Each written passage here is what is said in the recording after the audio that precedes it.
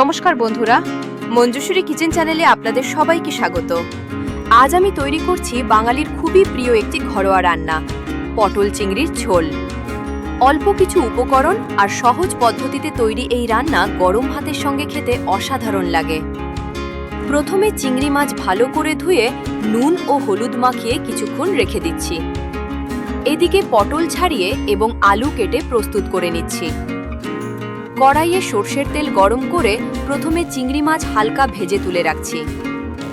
একই তেলে আলু ও পটলও হালকা লাল করে ভেজে নিচ্ছি, এতে রান্নার স্বাদ আরও বেড়ে যায়।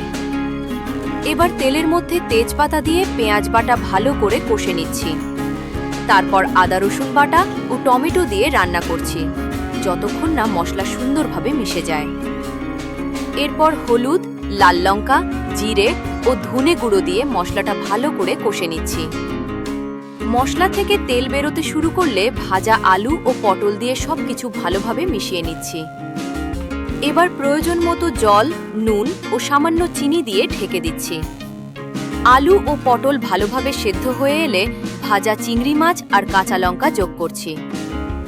আর কয়েক মিনিট ফুটিয়ে শেষে গরম মশলা ছড়িয়ে দিলেই তৈরি হয়ে গেল সুস্বাদু পটল চিংড়ির ঝোল।